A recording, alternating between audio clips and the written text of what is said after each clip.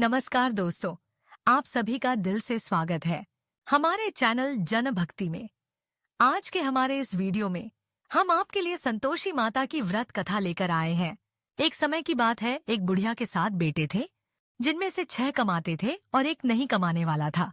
वह बढ़िया 6 बेटों को अच्छा खाना बनाकर खिलाती, पर 7वें को उन सब का बचा कूचा झूठा खाना खिलाती थी। और वह भोला भाला अपनी माँ की इस चालाकी को समझ नहीं पाता था। एक दिन वह अपनी पत्नी से बोला, मेरी माँ मुझसे बहुत प्यार करती है।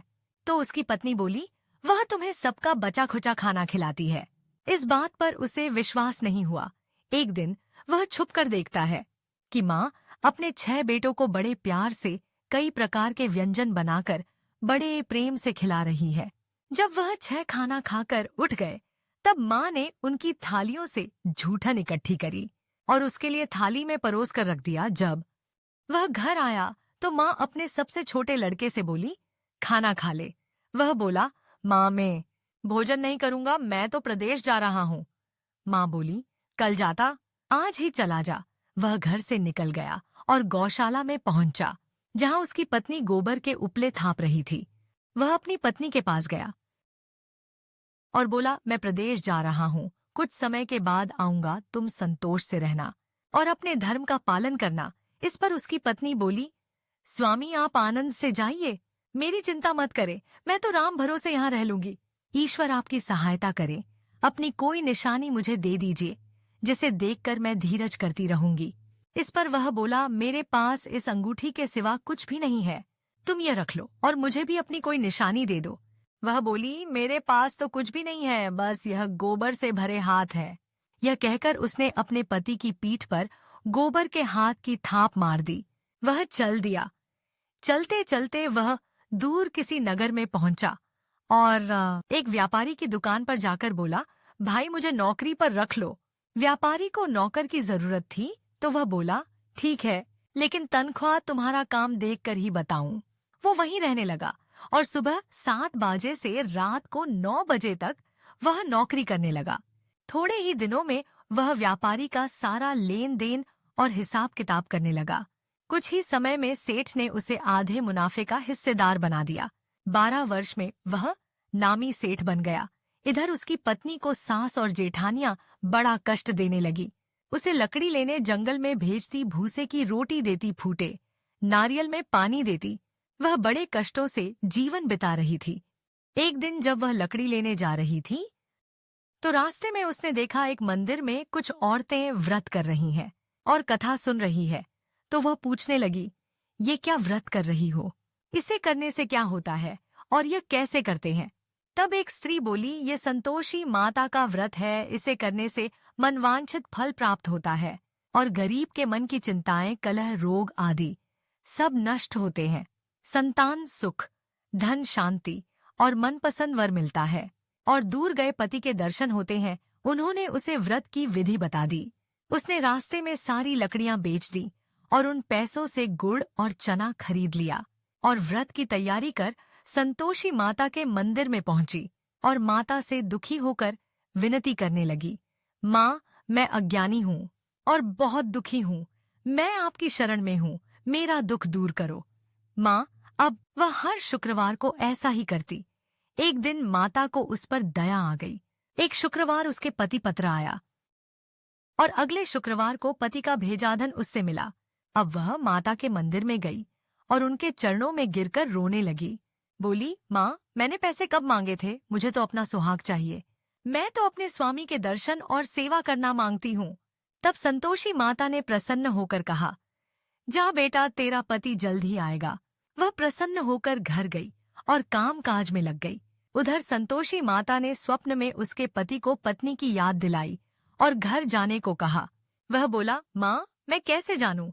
परदेश की बात है, लेन देन के कई हिसाब बाकी है। माँ बोली, सवेरे उठकर मेरा नाम लेकर घी का दीपक जलाना और फिर दुकान पर बैठना। सवेरे उठकर उसने वैसा ही किया। देखते ही देखते सारा लेन देन साफ हो गया और धन का ढेर लग गया। वह खुश होकर घर की ओर रवाना हो गया। उधर उसकी पत्नी रोज लकड़ियां लेने जाती और संतोषी माता की पूजा अर्चना करती। एक दिन वह बोली, माँ, आज यह धूल कैसी उड़ रही है? माँ बोली, बेटी तेरा पति आ रहा है। तू लकड़ियों के 3 देहार बना ले, एक नदी के किनारे रख दे और एक यहाँ रख दे और तीसरा अपने सिर पर रख ले। तेरे पति के दिल में उस लकड़ी के गट्ठे को देखकर मोह पैदा होगा और घर जाकर आवाज लगाना, सासू जी लकड़ियों हो का गट्ठर लो, भूसे की रोटी दो और फूटे नारियल में पानी दो, आज मेहमान कौन आया है। उसने वैसा ही किया। घर गई, आंगन में लकड़ियों का गट्ठर रखकर बोली, सासू जी लकड़ियों का गट्ठर लो, भूसे की रोटी दो और फूटे नारियल में पानी दो, आज ये मेहमान कौन आया है। यह सुनकर सासू जी बाहर दौड़ी दौड़ी आई और अपने कष्टों को बुलाने के लिए कहने लगी, बेटी तेरा पति आया है, आ मीठे भात का भोजन कर ले और गहने कपड़े पहन ले। इतने में उसका पति बाहर आया और उसके हाथ में अपनी दी अंगूठी देखकर माँ से पूछने लगा, माँ यह कौन है? माँ बोली, बेटा ये तेरी बहू है, पूरे 12 वर्ष हो गए, यह दिन भर घूमती फिरती है, कोई काम काज भी नहीं करती, तुझे देखकर नखरे कर रही है। वह बोला कि माँ, मैंने तुम्हें और इसे दोनों को देख लिया है, अब मुझे दूसरे घर की चाबियां दे दो, मैं उसमें रहूंगा। माँ बोली, ठीक है, जैसी तेरी मर्जी। और माँ ने दूसरी चाबियों का गुच्छा दे दिया। बेटे ने अपना सामान दूसरे घर में रख दिया। देखते ही देखते उनके राजा के समान हाट बाट हो गए। अगला शुक्रवार आया, वह अपने पति से बोली, मुझे संतोषी माता के व्रत का उद्यापन करना है। वह बोला, खुशी से करो। वो तैयारियों में लग गई। उसने जेठ के लड़कों को जीम ने बुलाया।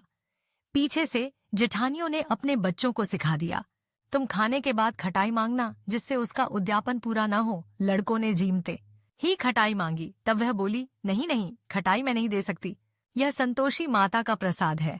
लड़के बोले, तो फिर पैसे दे दो। भोली भाली समझ नहीं सकी और उन्हें पैसे दे दिए। वह उन पैसों से खटाई लेकर खाने लगे। इस पर संतोषी माता क्रोधित हो गई। राजा के दूत उसके पति को पकड़कर ले गए। वह बेचारी रोती हुई माता के मंदिर में गई और बोली, माता यह क्या किया? माता बोली, पुत्री मुझे दुख है कि तुमने अभिमान करके मेरा व्रत तोड़ा है और इतनी जल्दी सब भूल गई। वह बोली, माता मैंने तो कुछ गलत नहीं किया, मैंने भूल से लड़कों को पैसे दे दिए थे, मुझे क्षमा करो, मैं दोबारा तुम्हारा उद्यापन करूंगी। माता बोली, जा, तेरा पति रास्ते में आता हुआ मिलेगा। वह चली गई कि रास्ते में उसे उसका पति आता हुआ दिखा। उसके पूछने पर वह बोला, राजा ने मुझे मिलने के लिए बुलाया था। अगले शुक्रवार उसने फिर उद्यापन किया। जेठ के लड़कों को बुलाया।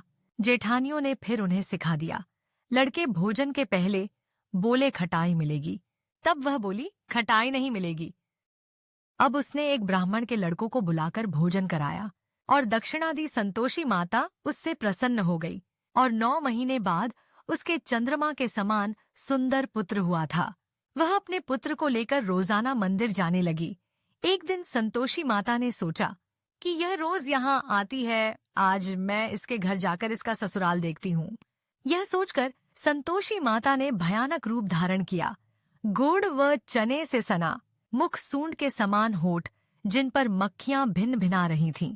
ऐसी सूरत में वह उसके घर गई। दली में पांव रखते ही उसकी सास बोली, देखो कोई डाकिन आ रही है, इसे भगाओ वरना किसी को खा जाएगी। सभी घरवाले भागकर घर की खिड़कियां और दरवाजे बंद करने लगे।